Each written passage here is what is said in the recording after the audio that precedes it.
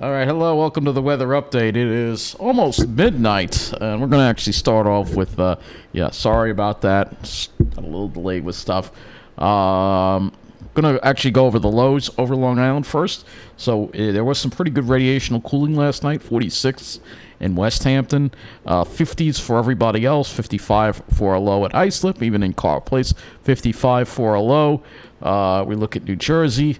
And see what they got down to. Well, we don't have Miller Air Park, so I'm not even going to look at that. The 50s there. Unfortunately, Miller Air Park is not working.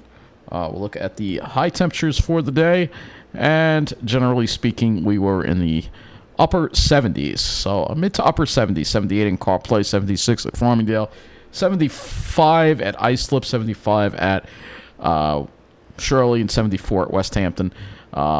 So that's what it looked like today. Let's go look at what their current conditions are out right now, and it is again cool outside.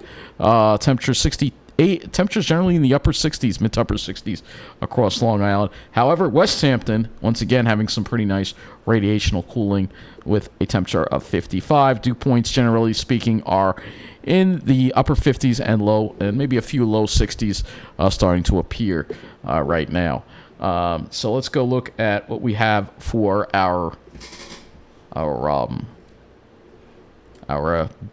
our day was like today across the area, and we have a number of clouds around today. Throughout the day, and unfortunately, a lot more clouds than I was expecting. You can see here at these, looking at these ice-slope observations, mostly cloudy skies throughout a good part of the day, from like 10 o'clock right through, and then it was partly sunny in the afternoon. So a lot more clouds around than I expected. And dew points you saw there fairly low throughout the day, but not as low as I was thinking they were going to get. So let's talk about these clouds that we had around today. Let's look at the MODIS satellite, and you'll see exactly what wound up happening. And you'll see here, again, right over the pine, literally right over the Pine Barrens, it was socked in with these stratocumulus clouds. You can see that right there. Throughout the day, you can see it didn't really start breaking up until way later in the day. So unfortunately, because of those clouds and the development of those clouds, I really didn't go out to the Pine Barrens like I was hoping today. I did wind up going to Deer Park once again for a little bit, see some pines there again. At least there was a little more sunshine. More of the clouds were further east, so I was able to go there. And unfortunately, still had a little bit of that haze in the air. You can see, I don't know if you can see a little bit of it here. But you can see a little bit of haze in the air. This is around Babylon. Actually, there's a little lake in Babylon. Another lake around Babylon that I went to. That is actually, I forgot the name of it already. But one day I'll do a video there. But unfortunately, you could see the smoke was back. You could see a little bit of it in the air here. A little bit of haze.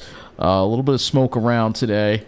And you can see right there a little bit of smoke as well. At sunset, you can clearly see the smoke quite visible, actually, at sunset. You see, it wasn't that thick today, but if we go and look at the satellite loop, which we're going to look at right now, you'll see that last, when it begins there, in that last frame there, let's, right there, you can sort of see, so let me go back. Yeah.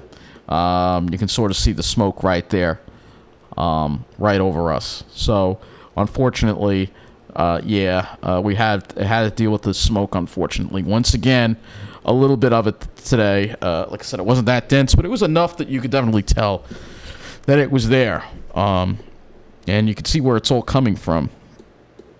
And you can see here, let me just pull this out here. You can see again that, look at this fire here. You can see all the smoke from this fire. Let me put the boundaries in here so you can see where this is coming from. And you can see the smoke has drifted now from Canada. Looks like we got, again, these fires in Manitoba that are still going here. So many fires. Saskatchewan, you have fires there. You have some fires in that Western Ontario area. And all that's drifting over some pretty dense smoke around parts of Minnesota, Wisconsin, and even Michigan. And then you can see that we have more smoke over here coming from British Columbia again, and Calgary, in Alberta, dealing with the smoke as well. It's been, and then you have the fires here too. Let's not forget, And now Montana is joining in with fires as well, in addition to Oregon, Washington, and California.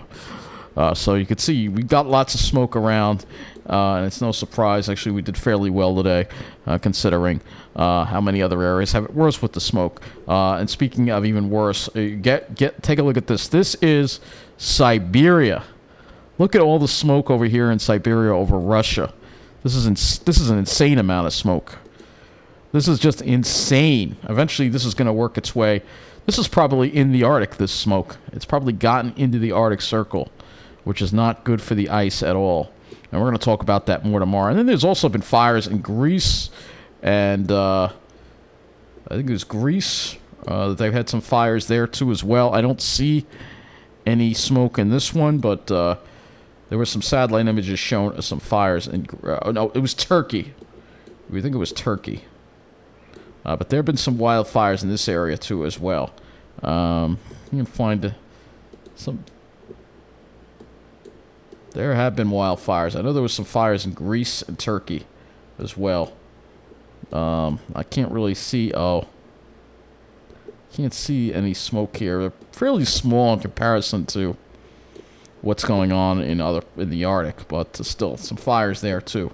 But just the fire situation is just out of control, and it's just going to get worse. And we're going to talk about we're going to look at the latest HRRR.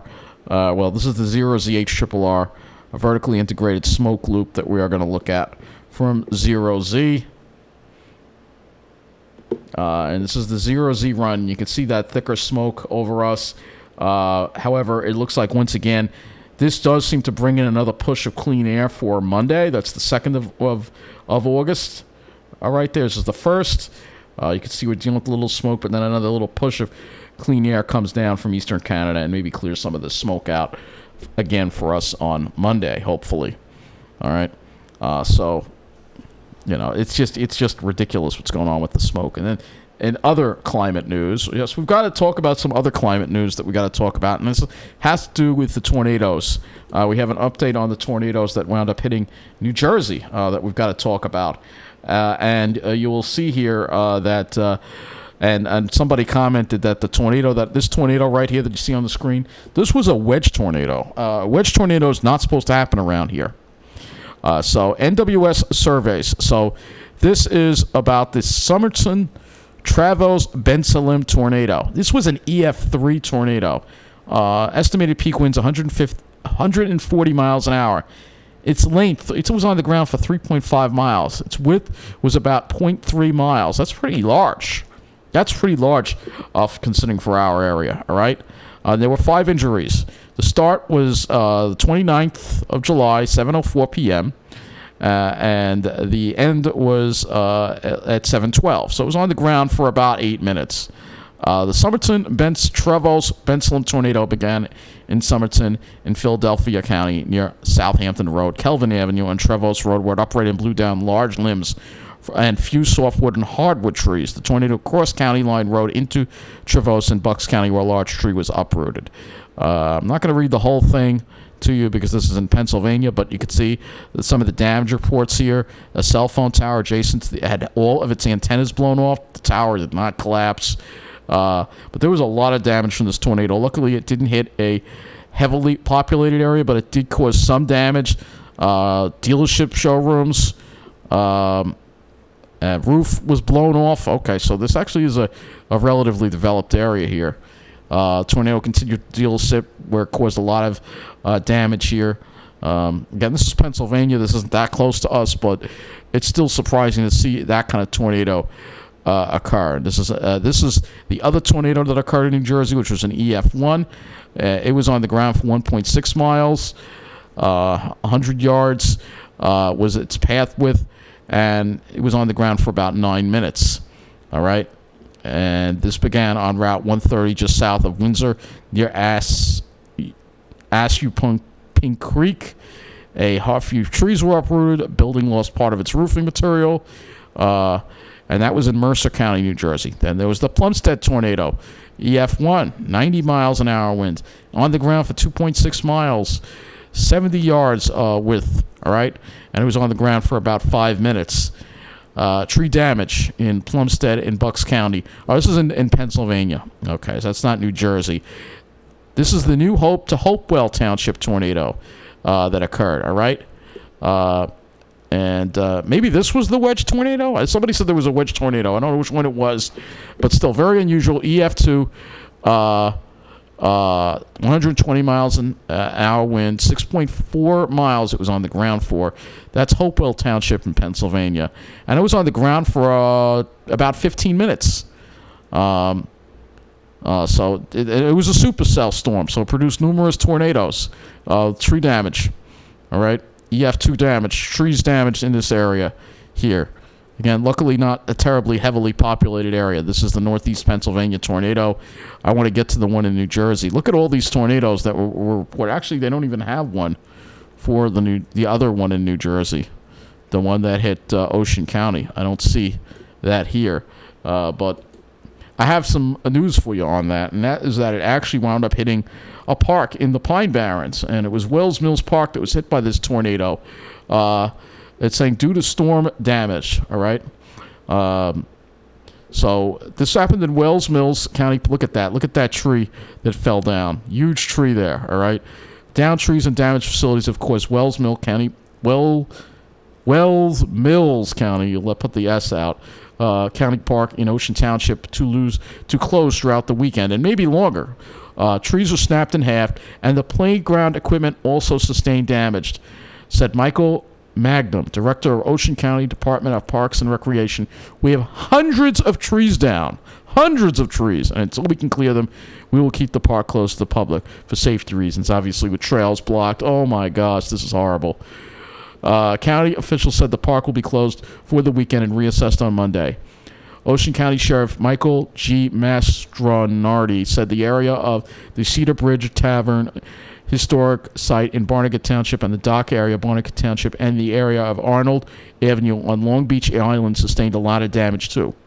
The Sheriff's Office is working with the Parks Department, National Weather Service, and local offices of emergency management to document storm damage. The Sheriff's Department was doing wellness checks as well. Look at this, and unfortunately, it looks like some pine trees also. This is from a tornado. So, residents say they spotted a tornado around Antietam Road, Arnold Boulevard, Collier Avenue, and Sunset Boulevard in the High Bar section of LBI. 3 residents in the area were treated on scene for lacerations. Suspected tornadoes were also spotted in Barnegat and the Silverton section of Toms River. Those weren't confirmed. This might have all been from a tornado as well. So just insane. What is New Jersey now becoming Tornado Alley? That's what's happening. It's nuts. It really is nuts. But this is all part of the climate crisis that we are going through right now. So let me get to the weather tomorrow, and let me go to the models here, and we'll get to that next. And we will, again, it's late because I got delayed with stuff. But anyway, let's just focus on tomorrow. We have a cold front coming through tomorrow. And let's go to the HRRR right now, the 0Z run of the HRRR. And you'll see that we will start seeing showers and thunderstorms develop as we head into tomorrow afternoon. And you can see it's developing a line, but then it kind of fades it out a little bit. But still, scattered showers and thunderstorms. Won't be raining all the time. It's going to be very scattered in nature, but it could be heavy at times. And then Monday should be a nice day after we clear out of that. Let's go to the SPC here, Storm Prediction Center, and let's take a look and see if there's anything on the map for tomorrow here.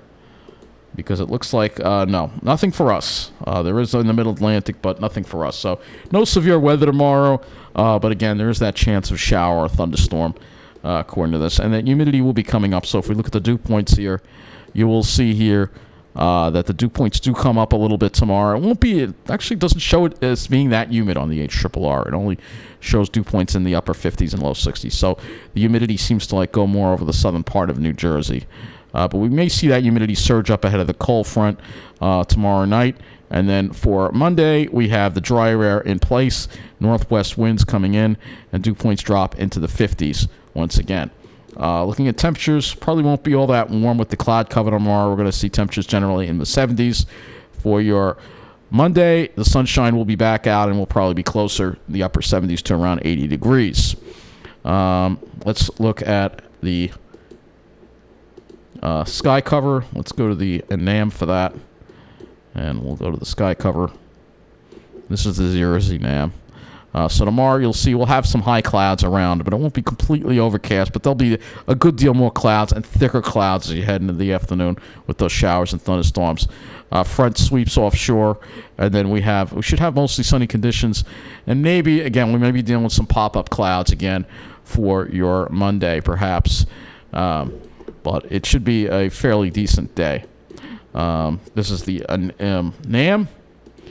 And we can also look at how the NAM handles this approaching front tomorrow and see if it generates any heavy thunderstorms. But it really just doesn't seem to. It seems to fade the activity out. It does have some impressive stuff just offshore, though. However, but other than that, it seems to just fade it out. So I don't really think we're going to see too much in the way of any severe thunderstorms or even strong thunderstorms tomorrow. The conditions aren't really all that favorable for it. Let's go look at the Ventus sky, and we'll look at the thunderstorm threat on here. Cape. We have nothing. So here's tomorrow. That was a Saturday. Let me go to Sunday. Why is this not advancing? It's after midnight. Yeah, there's nothing. So chance of seeing any severe thunderstorms tomorrow almost minimal. But there is the chance of showers, especially in the afternoon. We'll see some more clouds for sure. But it won't be a washout by any means. It shouldn't be that bad of a day at all. Just prepare for the chance of showers, especially in the afternoon, and maybe a thunderstorm. But all right, I'm not impressed with the Cape levels here. If we look at this here, we can look at the precipitation here. Chart. You can see there's just not a whole lot here. It's mostly off to the west. Long Island misses out on most of any of the shower and thunderstorm activity. So chances are we really won't be seeing that much rain tomorrow. It's just a chance of some widely scattered showers and thunderstorms. So the key here is widely scattered. So tomorrow we'll talk more about the weather next week, and because it is late after all. And you have a good night, and thanks for watching.